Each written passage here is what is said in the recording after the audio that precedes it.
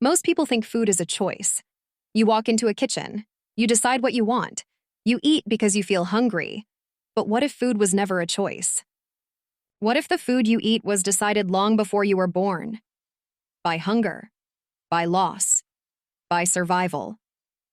Let me ask you something before we begin. Have you ever eaten a meal not because you wanted it, but because it was the only thing available? Think about that for a moment.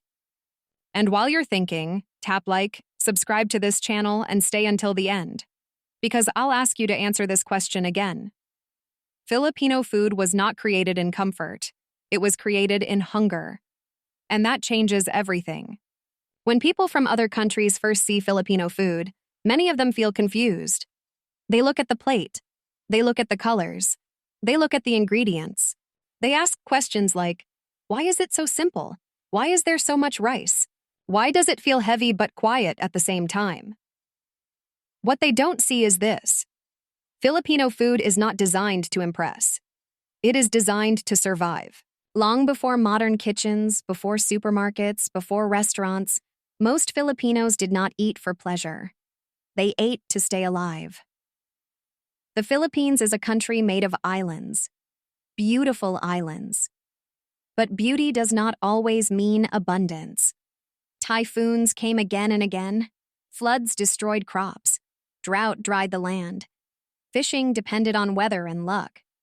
For many families, food was uncertain. Today there was rice. Tomorrow, maybe nothing. So food became practical. Food became filling. Food became careful. Rice was not just food. Rice was security. A plate without rice felt incomplete. Not because rice tasted better than anything else, but because rice meant survival. If there was rice, the family could last another day. That is why rice is always there. Morning, noon, night. Not because Filipinos love rice more than anything, but because hunger taught them not to let it go. And when rice was not enough, people adapted. Fish was dried. Meat was preserved. Vegetables were stretched across meals. Nothing was wasted. Nothing could be wasted. Even bones mattered. Even leftovers mattered. Filipino cooking learned one powerful lesson very early. Use everything. This is why many Filipino dishes look simple. This is why flavors are deep, not flashy. This is why food feels heavy in the heart, not loud on the tongue. Because hunger does not care about presentation, colonial history made this even harder. For hundreds of years, the Philippines was ruled by outsiders.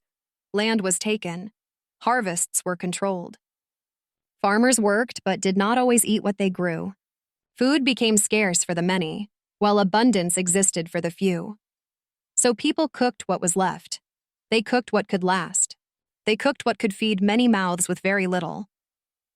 Stews became common. Soups became important. Sauces stretched meals further.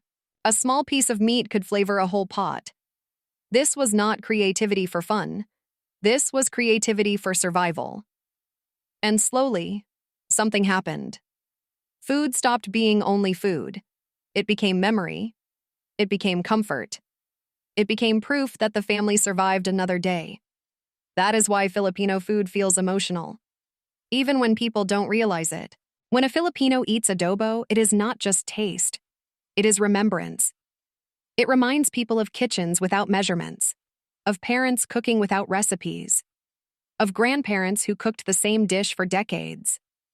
Not because they lacked imagination, but because they learned what works, what lasts, what fills the stomach, what keeps the family together. This is why Filipino food does not chase trends. It does not need to be trendy. It already survived hunger. Many cultures celebrate food with luxury. Filipino culture celebrates food with gratitude. Because every meal once meant, we made it today. Even sweetness in Filipino food carries this history. Desserts are often simple, made from rice, made from coconut, made from sugar. Not because there were many choices, but because those were the ingredients people had. Sweetness became comfort, a small reward after hardship. Food became emotional language. When a Filipino asks, "Have you eaten?" they are not just asking about food. They are asking if you are okay, if you are safe, if you are still standing. That question was shaped by hunger. Even today, this history remains. Many Filipinos will offer food even when they have little. They will share even when it means less for them. Because hunger taught them something powerful. Food shared is survival multiplied. This is why Filipino food often confuses outsiders. They expect bold flavors fighting for attention. They expect presentation designed for photos. But Filipino food is not trying to impress strangers. It is trying to remember family. It is quiet. It is patient. It waits for you to understand. And when people say Filipino food feels comforting, this is why. It carries the memory of endurance. It carries the memory of hunger that did not win. Let's talk about some examples. Take adobo, perhaps the most famous Filipino dish. It's made with soy, vinegar, garlic, and sometimes coconut milk. But its story is older than recipes. People in the Philippines once had to preserve meat without refrigeration. Vinegar and soy were tools of survival. They kept food edible for days. It was never about flavor alone. It was about life. Or tinola, a simple chicken soup with ginger and green leaves. It warms you not just because of taste, but because it is filling and cheap. Families cooked it when nothing else was available, yet it became a memory of care. Even street foods tell this story. From taho in the morning to pandesal at breakfast, these foods were designed to sustain, not impress. And yet, they shaped a nation's love for flavor, texture, and comfort. Even modern Filipino chefs carry these lessons. They create amazing dishes, yes, but deep inside, they honor survival. Every recipe still remembers hunger. Every flavor is a tribute to what families endured. Now think about the lessons here. When you eat Filipino food, you are not just tasting rice or meat. You are tasting history. You are tasting struggle. You are tasting creativity born from necessity. And you are tasting resilience. So I ask again, think about your own meals. Have you ever eaten something not because you wanted it, but because it was the only thing available? If yes, you already understand Filipino food. If no, now you begin to understand why rice is always present, why dishes feel heavy but comforting, why flavors are subtle yet unforgettable. If this story changed the way you see food, tap like, subscribe, and share this video, because more people should know the story behind every plate. And comment below. I really want to hear this. What dish reminds you of survival? What meal reminds you of home or struggle? I read every comment. Every story is important. Filipino food was shaped by hunger, yes. But hunger also created generosity, creativity, and memory. It created warmth in every shared meal. It created stories that last generations. And these stories are far from over. So if you stay with us, we will uncover more.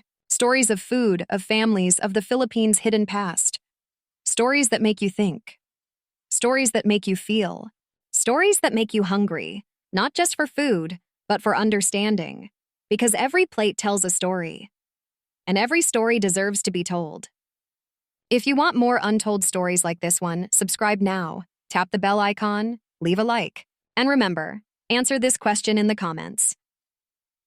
What food reminds you of survival or home? Let's start a conversation. Let's honor these stories together. Filipino food is not just flavor. It is memory. It is survival. It is family. It is the quiet strength that endured hunger for generations. And that is why it matters.